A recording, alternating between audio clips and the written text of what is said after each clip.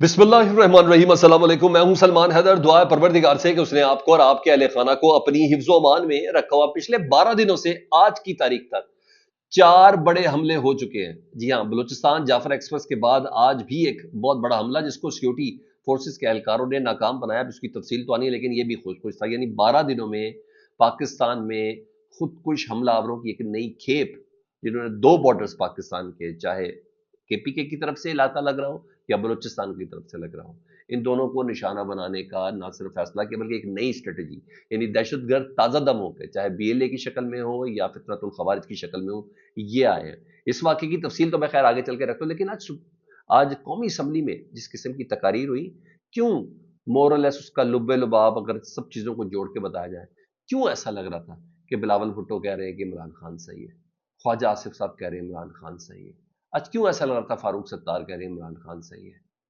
क्यों सियासी कंसेंसस मिल बैठ के और ताकत का इस्तेमाल ना करने के मशवरे दिए जा रहे थे, आज क्यों ऐसा हो रहा था? बहुत बड़ी खबरें जी। मैं शेर अफजल मरवत साहब ने तो आज कमाल ही कर दिया। और आज कौमी असम्बली में सर बड़े अरसे बाद, एक ज़माने में जब ख्वाजा आसिफ साहब अपोजिशन में होते तो ये बात थी, आज जनरल बाजवा साहब की गिरफ्तारी का मुतालबा हुआ और जितने फॉर्म 47 वाले थे जो कम से कम अपने आपको समझ देंगे हम फॉर्म 47, वो हैरान थे कि असी इन्ना तरामीमा तरमीमा करवा लिया, एक्सटेंशन भी दे दी, लेकिन बीच में जनरल बाजवा की गिरफ्तारी के लिए था कि ये बात कोई ना कर सके। लगाएं जरा पीका, उसकी भी तफसील मैं आपके सामने रखने जा रहा हूँ।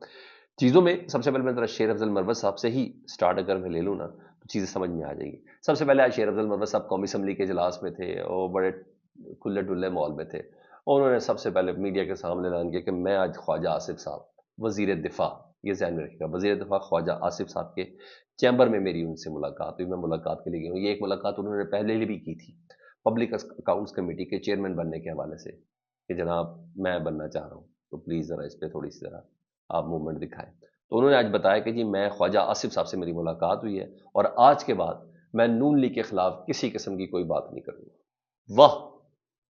एमएनए है पाकिस्तान तहरीक इंसाफ का, पार्टी की सियासी क़यादत से तो निकाला गया हुआ है, अभी तक इस्तीफ़ा नहीं दिया हुआ। असम्बली में पाकिस्तान तहरीक इंसाफ के एमएनए की हैसियत से वो अंदर है। वो खुद बता दें मेरे 2 टके की इज्जत नहीं है, यानी मेरी वुक्कत ही नहीं है कि मैं असम्बली के अंदर आ सकूं। इज्जत, सॉरी माजरत, गलत लफ्ज़ था। मैं वुक्कत ही नहीं, मैं इमरान खान के नाम की वजह से मुझे एमएनए बना है। तो वो कह रहे हैं जी कि आज के बाद मैंने नून लीग के खिलाफ किसी किस्म की कोई ट्रोलिंग नहीं करूंगी, क्योंकि पार्टी ने मुझे निकाल दिया है, इसलिए अब मेरे ऊपर किसी किस्म की कोई पाबंदी नहीं है, मैं जिससे मर्जी मुलाकात करूं, जिससे मर्जी ना करूं। तो शेर अफजल मरवत साहब ने आज ये किया। अच्छा और सुने जी, शेर अफजल मरवत साहब के ऊपर थोड़ा सख्त भी दिन था। उधर शेर अफजल मरवत साहब के ऊपर अभी मैं कौमी असम्बली की कार्रवाई था, तैमूर सलीम झगड़ा साहब जो है पाकिस्तान तहरीक इंसाफ के, उन्होंने शेर अफजल मरवत पर हद तक इज्जत का दावा किया जी। और उन्होंने कहा मुबैना करप्शन के इल्जामात आपने मेरे पे लगाए, 1 करोड़ रुपए की हद तक इज्जत का कानूनी नोटिस दिया है।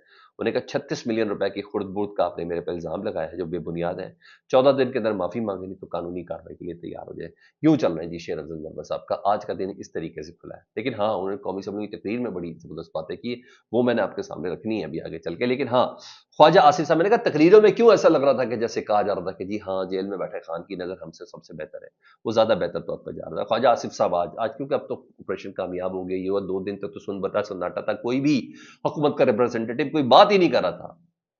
जब कामयाबी हुई आईएसपीआर ने बताया तो तब जाके इनकी कोई जान में जान आई तो उन्होंने कुछ बोला। तो ख्वाजा आसिफ साहब ने कहते हैं कि पूरी कौम दहशतगर्दी के खिलाफ पाक फौज के साथ खड़ी है। पिछले 3 दिन से जाफर एक्सप्रेस वाला वाकया अफसोसनाक चल रहा है, इसलिए हमारी फौज ने बड़े साने से बचने से बचाया, वरना खुदा ना खास्ता बड़े पैमाने पे लोगों की अमवात हो सकती थी। लेकिन ये मैं आपको बता दूं बीबीसी के ऊपर वाकई और दूसरे जो हाउसेज हैं उनके ऊपर वाकई इस बात से पूछना करना चाहिए कि भाईजान 200 ताबूत जा रहे हैं और शहादतों की तादाद बताई जा रही है 25 है, तो वो 75 ताबूत की तरह 175 ताबूत की तरह ज़रा वो भी ज़रा बता दें, और वो खबर क्यों दी है ज़रा वो भी बता दें। तो ज़रा कुछ पूछना पाछना तो वह चाहिए।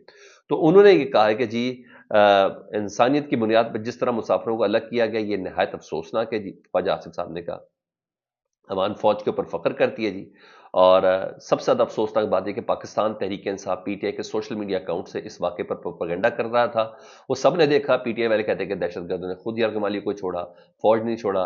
इस दौरान पीटीआई के अरकान ने शोर शराबा किया और उन्होंने कहा आप ऐसे लोगों के नाम तो बताएं ना भाई, किन्होंने किया ये प्रोपेगेंडा کہ خود لوگ آئے اور پی ٹی آئی والوں نے اس کی ٹرولنگ کی ہے. انہوں نے کہا نہیں نہیں نہیں نہیں, انہوں نے کہا اتنی ہمت ہے تو نام لیں. انہوں نے کہا میں ان کے نام کیوں لوں, ایوان کا تقدس مجروح ہو جاتا ہے. او بھائی جان کیا ہو گیا, آپ کا نکاح ٹوٹ جانا, نام لیں. آپ دنیا کے ہر بندے کا نام لیتے ہیں, کلبھوشن کا نام لیتے, ایک زمانے میں آپ جنرل باجوہ کا نام لیتے تھے, آپ جنرل فیض کا نام لیتے تھے, ٹرولر کا نام نہیں لے سکتے آپ. اور کوئی ہوگا تو لیں گے نا سر, کوئی ہوگا تو لیں گے.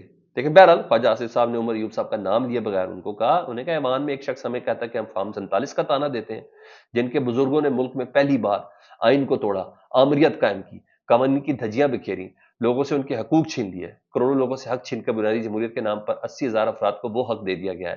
ایسے لوگ بولتے ہیں تو مجھے تکلیف ہوتی ہے, کیا ان لوگوں نے اپنا ماضی بلا دیا ہے؟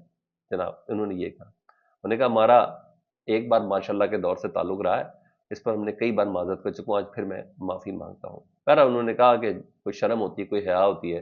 جنرل باجوہ جنرل فیض بیٹھ کر بریفنگ دے رہے تھے دہشت گردوں کو واپس لا کر بسانے کی, اور یہ سب باتیں انہوں نے کی. انہوں نے کہا غلط 77 سال کی غلطیوں کا اعتراف ہم سب کو ایک برادری بحیثیت سیاسی جماعت یہ کرنا ضروری ہے. تو یہی عمران خان صاحب بھی بات کرتے ہوئے نظر آ رہے ہیں. انہوں نے کہا پی ٹی آئی والوں نے کام بانٹ رکھے ہیں, گالیاں دے گا فلانا, گالیاں دے گا فلانا, دہشت گردوں کی حمایت کرے گا, اور فلانا انسانی حقوق کے خلاف ورزیوں کا رونا روئے گا. یعنی وہ مور لیس باتیں وہ تمام یہ کہیں. وہ کہہ رہے کاش صدر کے خطاب سے میں اگر پی ٹی آئی والے بولے ہوتے نا تو مد بات تھی, سن لیا ہوتا جتنا آج وہ بول رہے ہیں. یہ تمام ہاں, اس پر اسد کیسر صاحب نے رسپونڈ کیا قومی اسمبلی میں. اسد کیسر صاحب نے کہا کہ وزیر دفاع کے دل و دماغ پر پاکستان تحریک انصاف اور سوشل میڈیا سوار ہے. خواجہ آصف میں اخلاقی جرت و شرم و حیا ہوتی تو مستعفی ہو جاتے ہیں اتنے بڑے سانحات کے اوپر. کیونکہ دفاع کے منسٹر ہے نا سر, ہونا تو چاہیے. انہوں نے کہا قومی اسمبلی میں انہوں نے بولا کہ خواجہ آصف کہہ رہے ہیں کہ سب کچھ پی ٹی آئی کی وجہ سے ہو رہا ہے, سب کچھ آپ کی نااہلی کی وجہ سے ہو رہا ہے. ہمارے لیے سب سے پہلے پاکستان ہے, ہم اداروں کو مضبوط دیکھنا چاہتے ہیں. نے کہا 26ویں آئینی ترمیم کی آڑ میں عدلیہ پر حملہ کیا گیا, جب تک عدلیہ آزاد نہیں ہوگی ملک آگے نہیں بڑھے گا. تمام ادارے اس کام میں لگے ہوئے ہیں جو ان کا نہیں ہے. ملک میں آئین رہا اور نہ قانون نہ اداروں کی عزت ہے. ان کے نمائندے اس کام میں لگے ہوئے ہیں کہ پی ٹی آئی کو کس طریقے سے توڑیں. مزید اسد کیسر صاحب نے کہا مایوسی, نوجوانوں میں نا امیدی بڑھی ہوئی ہے اور دونوں صوبوں میں امن و امان کی صورتحال کو بہتر بنانا ہوگا. آپ جان بوجھ کر چھوٹے صوبوں کو محروم رکھ رہے ہیں. حکومت آج روڈ میپ دیتی ہے, بتایا جائے اس صورتحال سے کیسے نکلیں گے. ٹھیک ہے جی. انہوں نے کہا دونوں صوبوں کی جو حکومتیں ہیں ان کو اعتماد میں لیں, پھر کوئی پالیسی بنائیں. یہ انہوں نے کہا. مزید سر شیر افضل مروت صاحب نے, ہاں بلاول صاحب نے اپنی بات کی, میں شیر افضل مروت صاحب کو سامنے رکھنا چاہ رہا ہوں. شیر افضل مروت صاحب نے کچھ باتیں نا نفس پر ہاتھ رکھ کے بولی, یہ میں آپ کو بتاؤں تو انہوں نے کہا جرنیلوں نے اس ملک کا بیڑا غرق کر دیا. شیر افضل مروت صاحب کی تقریر میں تھے.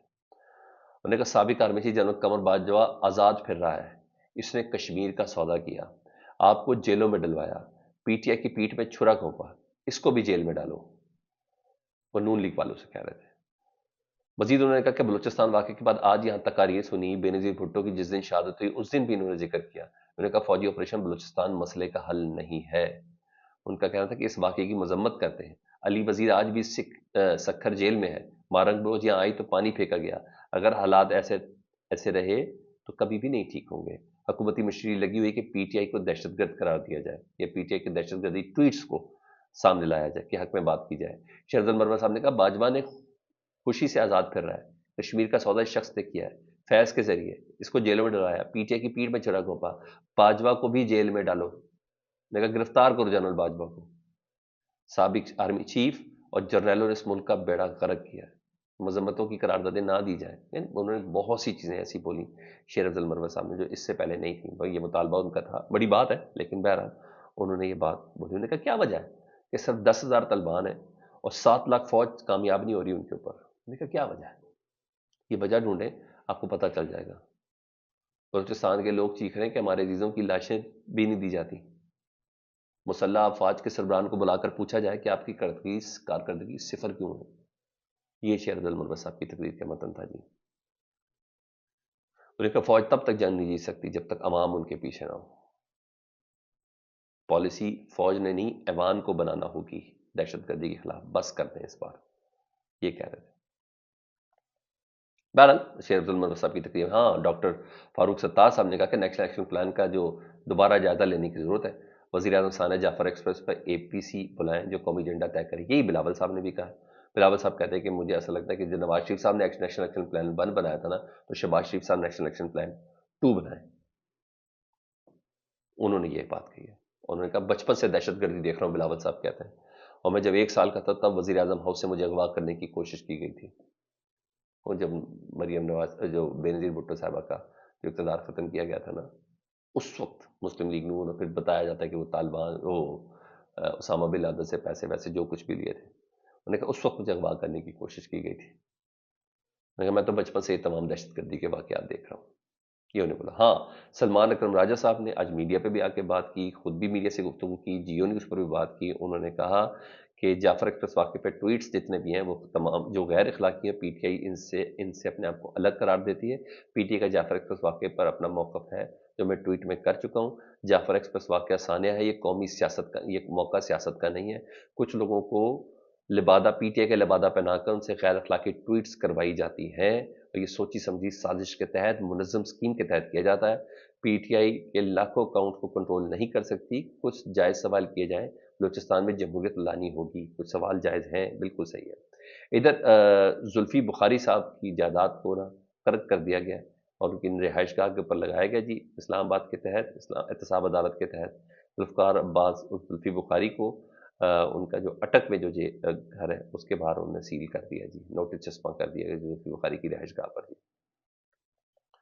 اچھا، یہاں تو یہ ہو گیا۔ اب آؤں میں اس دہشت گرد حملے کی طرف سے جو آج ہوا ہے۔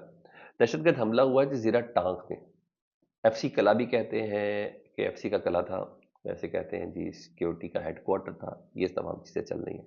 سیکیورٹی فورسز پر حملہ کیا ہے فتنۃ الخوارجین نے۔ ابتدائی پر سیکیورٹی فورسز پہلے سے ہی چوکس تھی، اور سیکیورٹی فورسز کی بروقت کارروائی پر خودکش بمبار سمیت 10 خوارج جہنم حاصل ہوئے ہیں۔ کچھ فوٹیجز ہیں جس میں خودکش بمبار پھٹتے ہوئے دکھایا بھی گیا ہے، اور ایف سی قلعے کے اندر بارود سے بھری گاڑی کے ذریعے خودکش حملہ کیا گیا، ویریفائڈ اکاؤنٹ بتا رہے ہیں، اور قلعے کے اندر سے دھواں اٹھا۔ تو اس کا مطلب ہے سر یہ معاملہ نہایت سرعت کے ساتھ، عقل کے ساتھ لے کے چلنے والا ہے۔ یہ اب دہشت گردی کی ایک نئی لہر آئی ہے، یہ ایک نئی لہر آئی ہے جو بلوچستان کی طرف سے بھی اور کے پی کے کی طرف سے۔ میں نے بولا کہ 12 دنوں میں یہ 4 حملے ہو چکے ہیں، یہ آپ ذرا دیکھ لیں۔ تو اس کو بڑا بنو واقعہ آپ اس کے اندر دیکھ لیں، آپ اس کے اندر حقانی مولانا حامد حقانی صاحب کے اوپر حملہ دیکھ لیں، آپ بلوچستان والا واقعہ دیکھ لیں اور یہ والا واقعہ دیکھ لیں، آپ کو سمجھ آ جائے گی۔ تو یہ ایک دوسرے کے سیاسی تانے تشنوں کا وقت نہیں ہے، یہ کھڑے ہونے کا وقت ہے۔ اور میں پھر بتا رہا ہوں، کوئی بھی فوجی آپریشن لانچ کرے، وزیر اعظم آج گئے ہوئے تو ہیں، کوئی بھی آپریشن لانچ کرے، لیکن عوام کا سیاسی قیادت کا پیچھے ہونا بہت ضروری ہے۔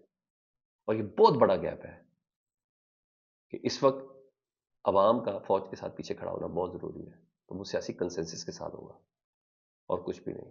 اور فوج نہیں ہے آپریشن جیتنا ہے، فوج نہیں ہے جنگ فرنٹ لائن پہ لڑنی ہے، لیکن پیچھے عوام کا حوصلہ بڑا ضروری ہے، یہ سمجھ جائیں۔ اسمبلی میں بھی آج بلاول صاحب بھی کہہ رہے تھے کہ سب کو مل کے بیٹھ کر سیاسی اختلافات دور کر کے یہ سب بات کریں۔ سر اس وقت میں کہا تو سب سے وہ بروڈ میجورٹی کی طرح 26ویں آئینی ترمیم جو لا رہے تھے، اس وقت آپ کو مل کے بیٹھنے کا خیال نہیں آیا؟